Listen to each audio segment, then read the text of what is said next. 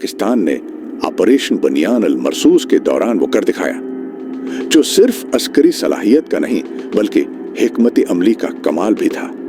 भारत की कई अहम दिफाई तंसीबात लम्हों में मिट्टी में मिल गईं। ये सिर्फ एक हमला नहीं था बल्कि एक पैगाम था, वाज़ेह, दो टोक, नाकाबिल फरामोश। इस कार्रवाई का असर सिर्फ भारत की फौजी ताकत पर नहीं पड़ा बल्कि उसके जदीद तरीन दिफाई निज़ामों की कारकर्दगी भी ज़मीन बौस हो गई। हम एक एक करके देखते हैं कि ये हमले किस कदर कारी थे और उनके नताइज भारत के लिए किस कदर तबाह कुन निकले। सबसे पहला जख्म लगा आदमपुर में, जहां भारत के फख्र एसफोर्स और एयर डिफेंस सिस्टम को पाकिस्तान के JF-17 थंडर तैयारों ने निशाना बनाया। S-400 जो भारत ने रूस से मंगवाया था, जिस पर उसने करोड़ों खर्च किए, जिसे वो नाकाबिल तस्खीर समझता था, वो लम्हों में खाक हो गया। पाकिस्तान की मंसूबा बंदी और हमला करने की महारत ने S-400 जैसे जदीद निज़ाम को भी नाकाम कर दिया। ये सिर्फ एक दिफाई निज़ाम की तबाही नहीं थी, ये भारत के फ़ज़ाई दिफा में ऐसा शग्गाफ था जो बरसों तक नहीं भरा जा सकेगा। ये भारत के लिए सिर्फ एक झटका नहीं था बल्कि उसके एतमाद का उन्हदाम था। और फिर निशाना बना पठानकोट अय्यर फील्ड, वही पठानकोट जो भारतीय फ़ज़ाइया का अहम मरकज़ था, जहां से अहम फ़ज़ाई कार्रवाइयाँ की जाती थीं। पाकिस्तान के हमले ने न सिर्फ उस बेस की अहमियत ख़त्म कर दी बल्कि भारत की फ़ज़ाई फ़ौजी ताकत की ऑपरेशनल रेंज को भी महदूद कर दिया। ये हमला भारत की पसपाई की एक और दलील बन गया। तीसरा वार श्रीनगर अय्यर बेस, भारत के शमाली इलाकों में मौजूद ये 20 कश्मीर और उसके अर्धगर्द के इलाकों में कार्रवाइयों के लिए इस्तेमाल होता था। पाकिस्तान ने उसे भी निशाना बनाया और कामयाबी से तबाह कर दिया। ये पैगाम था कि अब कोई महफूज नहीं, न जनूब न शमाल। अब पाकिस्तान का जवाब सिर्फ जवाबी हमला नहीं, यह हिकमत, ताकत और वक्त का बेहतरीन इंतखाब है। मैं उस वीडियो में कोशिश कर रहा हूँ कि हर पहलू को समेटा जाए, क्योंकि ये महज फौजी कार्रवाई नहीं, ये तारीख है और दुनिया तारीख को सिर्फ पढ़ती नहीं, याद भी रखती है। पाकिस्तान का ये इक़दाम आलमी सतह पर कैसे देखा जाएगा, ये महज एक सवाल नहीं, ये आने वाले वक्तों का बयानिया है। दुनिया ने देख लिया कि जब पाकिस्तान जवाब देता है तो वो गूंजता है और उसकी गूंज दुश्मन की फ़ज़ाओं में देर तक सुनाई देती है। पाकिस्तान की तरफ से श्रीनगर अय्यर बेस को निशाना बनाना सिर्फ एक फौजी कार्रवाई नहीं थी बल्कि एक बड़ी स्ट्रेटेजिक पेश रफ्त थी। ये वो बेस है जिसे भारत के शमाली महाज पर एक मजबूत और नाकाबिल शिकस्त दिफाई पोजीशन समझा जाता था, लेकिन इस पर हमले ने न सिर्फ भारत की शमाली सरहदों पर मौजूदगी को झंझोड़ कर रख दिया बल्कि उसकी फौरी रद्दामल देने की सलाहियत पर भी संगीन सवालात खड़े कर दिए हैं।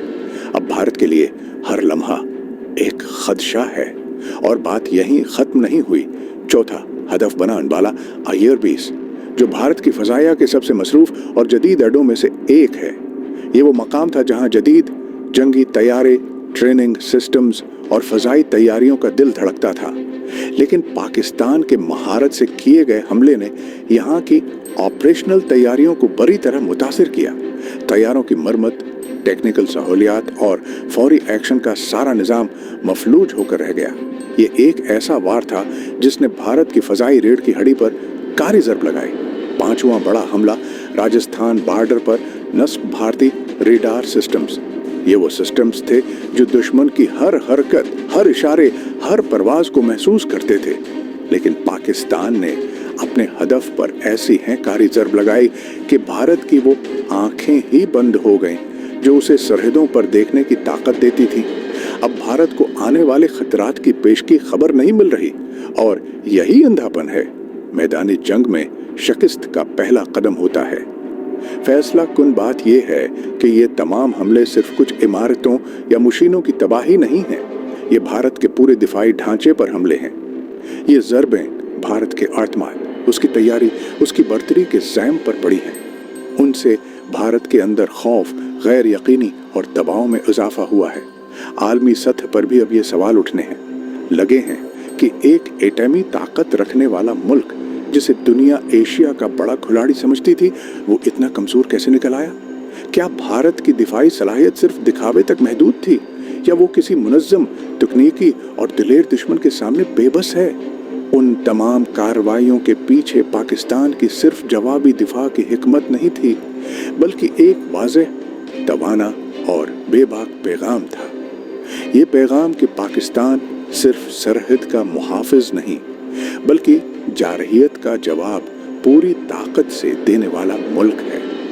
ये पैगाम कि पाकिस्तान सिर्फ दावे नहीं करता, दुश्मन के गुरूर को जमीन बौस करके दिखाता है। इस IRBs की तबाही से भारत के फ़ज़ाई हमलों की सलाहियत कमज़ोर हुई है और उनके फ़ज़ाई ऑपरेशंस की रफ्तार में रुकावट आई है। चौथी जगह जालंधर एयरबेस थी। पाकिस्तान ने जालंधर एयरबेस पर हमला किया, जिससे भारतीय फ़ज़ाइया का एक और अहम बेस ख़त्म हो गया। जालंधर एयरबेस भारत के शमाली हिस्से में वाक़या है और उसका मकसद दुश्मन के फ़ज़ाई हमलों का जवाब देना था। इस बेस के तबाह होने से भारत के फ़ज़ाई दिफा को नुकसान हुआ और उसकी फ़ज़ाई कार्रवाइयों की ताकत में भी कमी आई। फिर चंडीगढ़ का विपिन डिपो। पाकिस्तान ने चंडीगढ़ में मौजूद भारतीय असलहा के ज़ख़ीरे को भी निशाना बनाया। ये विपिन डिपो भारत के लिए एक अहम गोदाम था, जहां जंगी हथियार और असलहा रखा जाता था और वक्त पड़ने पर वहां से निकाला जाता था। इस डिपो की तबाही से भारत का जंगी सामान ज़ाया हो गया, जिससे उनकी तैयारियों को हटा दिया गया। बहुत नुकसान पहुंचा और ये भी कहा जा रहा है कि भारत 4 साल पीछे चला गया है। बावजूद उसके कि ये डिपो मौजूद था, भारतीय फौज को हथियारों की कमी का सामना करना पड़ा। ओड़ी का सप्लाई डिपो। पाकिस्तान ने ओड़ी में मौजूद भारतीय सप्लाई डिपो को भी तबाह किया, जो भारतीय फौज को साज व सामान फराहम करने का एक और बड़ा जरिया था। ये डिपो ये यकीनी बनाता था कि भारतीय फौज को मुसलसल जंगी वसाइल और सामान मिलता रहे। अब बहुत से लोग सवाल करते हैं कि जंग के बीच में सीज फायर कैसे हो गया? भारत इतना बड़ा नुकसान उठाने के बाद मान कैसे गया? अगर हमने वाकई इतना बड़ा नुकसान पहुंचाया है, तो वो मानने पर आमादा क्यों हुआ? ये भी पूछा जा रहा है कि जब भारत को इतनी सख्त चोट लगी, तो वो सीज फायर करने पर क्यों राजी हुआ? उसकी वजह यह है कि भारत के पास जो साज वो सामान था, इसमें वाकई कमी आ गई है। साइबर हमलों ने भी उनके सिस्टम्स को हिला कर रख दिया है। जमीनी सतह पर जो है कार्रवाइयां की गई, उनसे भी उनको बहुत बड़ा नुकसान पहुंचा। हम उनकी फ़ज़ाई हुदूद में घुसे, हमले किए और सही सलामत वापस भी आ गए। आज दुनिया सलाम कर रही है। यही वो वजह है जिसकी बना पर भारत को पीछे हटना पड़ा। भारत ने कई बार कोशिश की कि वो हमारी हुदूद में घुस आए। उसने अपनी तरफ से पूरी कहानी बना ली, लेकिन बीन अल-अक़वामी मीडिया ने उनकी किसी बात को अहमियत नहीं दी। उसकी वजह यह थी कि पाकिस्तान को कोई नुकसान नहीं पहुंचा। हमने मुसलसल प्रेस कॉन्फ्रेंसेस के सबूत दिखाए कि हमारा इलाका महफूज है। हमने उनके ड्रोन मार गिराए, उनके जहाज गिराए और बताया कि हमारे लोग भी शहीद हुए। कहीं हम बच गए, कहीं हमारी दिफाई हिकमत अमली ने काम किया। हमने 5 भारतीय जहाज गिराए, मगर भारत साफ इनकार करता रहा। लेकिन बीन अल-अक़वामी मीडिया ने 1, फिर 2 और फिर 3 जहाज गिरने की तस्दीक की।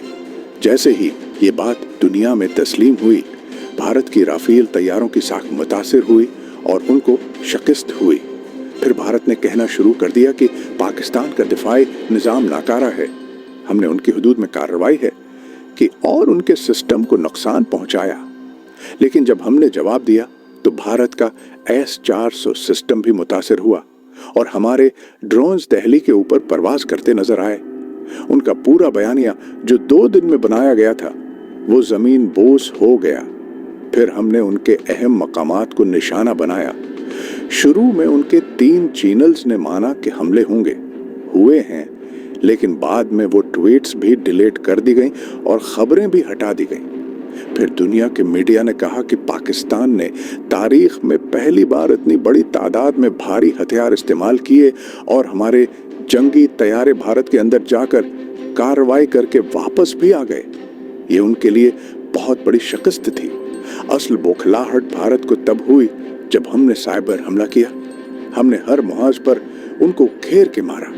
लोग जो पूछते थे कि हम जवाब क्यों नहीं देते, बदला क्यों नहीं लेते, ताखीर क्यों है, तो उन्हें समझना चाहिए कि जंग की मंसूबा बंदी सोच समझ कर की जाती है।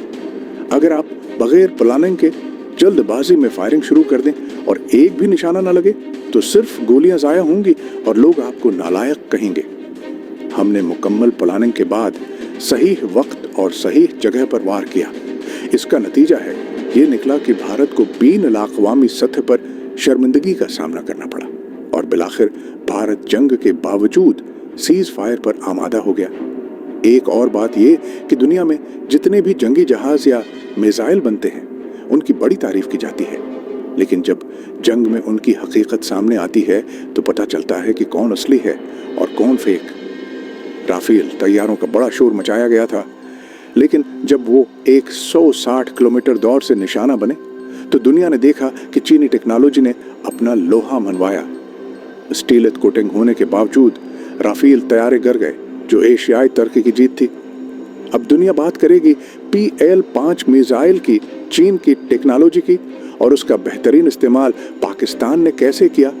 तरक्की करने वाली कौम हर चीज को जांचती है, जंग को, इसके उसूलों को और हिकमत अमली को। उसी को वार डॉक्ट्राइन कहते हैं। आजकल कहीं भी फजाई लड़ाई देखने को नहीं मिलती, लेकिन हमने घंटों अपने तैयारों से मुल्क का दिफा किया। न सिर्फ दिफा किया बल्कि दुश्मन को सख्त जवाब दिया।